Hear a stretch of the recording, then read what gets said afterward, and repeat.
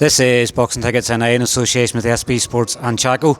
We're here in obviously the fighters unnamed venue. Obviously, we don't want everybody bombarding the fighters just before the fights, but 14 months since our last interview, Caoimhin. A lot's changed for you since then. Yeah, a lot's changed. Obviously, changed promoter, management, picked up a title and stuff. So yeah, it's been a busy time for me. Definitely has. Obviously, we're during obviously the first year of the sort of lockdown. I think you had one more fight maybe with Frank. Obviously, then your deal was coming up. It was sort of anything wasn't happening. You signed with Paul Reedy in STN Sports, and obviously then off the back of that, you've got on the Matchroom, and obviously you're now going to have your second fight way at it tomorrow night. And I guess it probably shows sometimes that change can be good. Yeah, definitely. Listen, I've been putting in good performances, and Eddie rates me highly.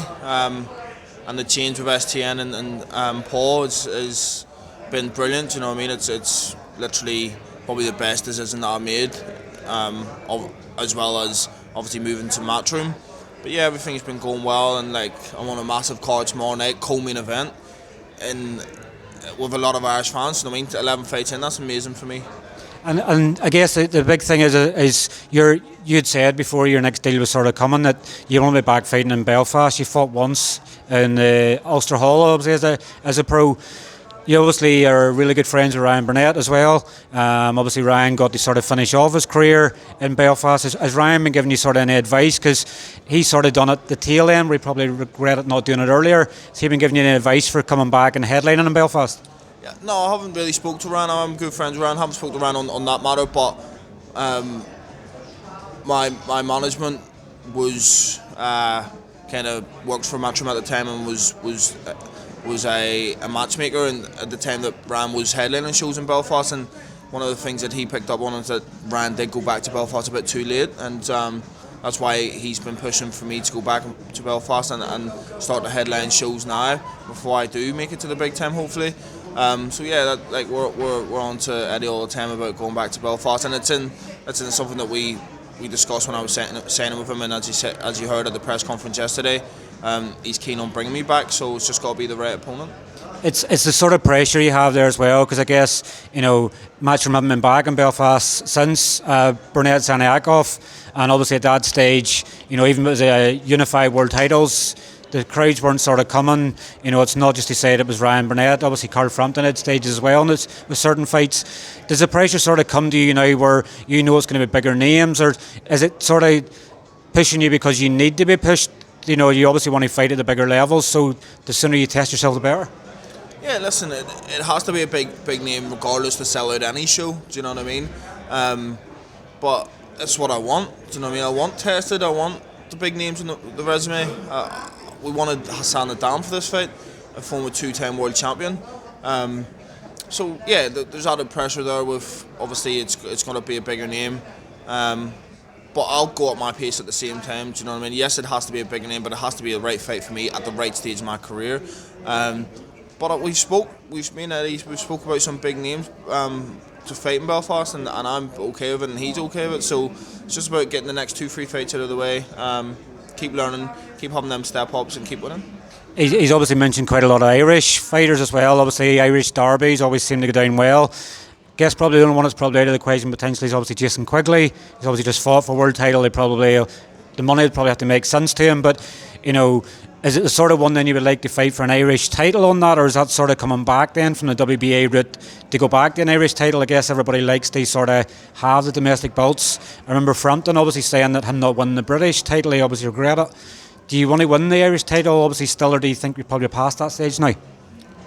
Honestly, I do think I'm past that stage now. And that's not disregarding the Irish title. I'd love to pick it up, but listen, it's something that I'd love to have. I can always say I've won. Do you know what I mean? It's a great title. So at some stage, maybe it would be good to pick it up. But I mean, I'm WBA international champ now, ranked top 15 in the world. So you got to consider it being a backward step. And I doubt that me and Jason, if that fight happened, or whoever I fought, I mean, the top three would be me, Jason, me, Gary O'Sullivan, and Spike O'Sullivan, and me and Luke Healer. So without that any of them three fights would be for an Irish title, it would be for some sort of title. If I still had the WBA International or picked up another one, or one of them and had a title, it would be for a bigger title. And obviously, speaking about tomorrow night, you know, you posted about it and things this week. Obviously, you shared amateurs with obviously Thomas Carty and Gary Cully, who are obviously both fighting as well, and you're obviously in the Irish squad around the same time as Mick. It's sort of used to be Manchester, used to be the sort of home for Irish fighters, you know, on different cards, but obviously in Nottingham as well, there's over 3,000 people coming here. How much of the card are you going to see tomorrow night? Obviously, I know you probably not get to see Thomas's fight. You probably maybe not see Gary's fight as well, but I'm sure you'll always be tuned in for Mick's. But obviously, it's really good that the 3/4s have sort of came together at the same time, and I guess you should probably looking at Mick now and him going on and winning the world title and setting a blueprint for the rest of you. Yeah, I'll definitely be supporting the lads. I'll probably be back in the hotel watching on my phone. I won't be at the venue until late enough, do you know what I mean? And I'll stay to watch Mick's after my fight. But yeah, I'll definitely be there watching them and supporting them, and no doubt that it'll be 3-4 Irish wins. It's an honour to be on the same card as three of the lads and representing Ireland. It's an away day, and like I've been saying for a long time, it's going to be an Irish invasion tomorrow. There's a lot of fans coming. The atmosphere is going to be electrifying. And I would say it's probably the biggest capacity of all these Irish fans you've sort of had there as well. So co-main event, you know, it's Eddie's obviously ticking all the boxes for you, giving you co-main event, the massive fight like that. I guess it's giving you that sort of hunger and drive to go what's going to be next. You know, obviously the next fight you be on, you might be a bit down the card depending on what card it is, but then obviously the eyes are on probably the end of the year back in Belfast. Well, that's it. Listen, co-main event in my second fight with Matchroom.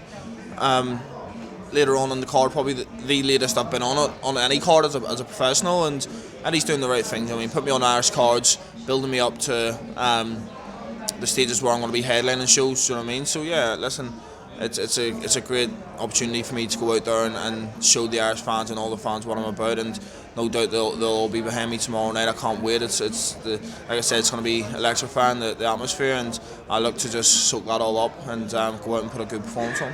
And obviously, Eddie, I think you've had Irish Canelo for a while, but obviously 7 of your last 8 fights have obviously been by stoppage. You were sort of tough tasked at the start. You know, it sort of took you a few fights to obviously get the rhythm and everything else going from switching over. But obviously, do you feel now we're starting to see the best of you now? You're getting your knockouts because, you know, knockouts obviously get you the profile and get you more money and everything else. But are we now seeing the best of Caoimhin Agyarko? Yeah, I feel like I found my style, and I feel like I'm showing glimpses of the best Caoimhin Agyarko. I think we've only seen 40-50% of how good I am. Trust me, there's a lot more to come, and I plan on showing that tomorrow night. But yeah, we are starting to see the best Caoimhin Agyarko in glimpses, and things are starting to kind of add up for me now. And I guess with a massive Irish contingent tomorrow night, I guess is the fact, you know, I know in your matchroom debut it was more that you were sort of rushing a wee bit. Have you sort of, I guess you've had that moment now, but obviously 3,000 Irish fans go on Caoimhin, nail him, jab him, do this, do that. They'll probably drown each other out, but I guess that's sort of a wee bit of 3,000 fans there. You want to obviously put on a show for them. Yeah, listen, I'm going to have to hide my emotions tomorrow and not let that get the better of me. I want to enjoy it and soak it up, and it's going to be amazing, but I can't let that get to me. I've got a job to do tomorrow night, and if anything, I think it will spur me on and give me that motivation and to perform better. Do you know what I mean? I feel like I'm a fighter that performs under the bright lights and the pressure and stuff like that. So yeah, it's gonna be crazy. Tomorrow's gonna be noisy, and I've just got to stay focused and not let it get the better of me.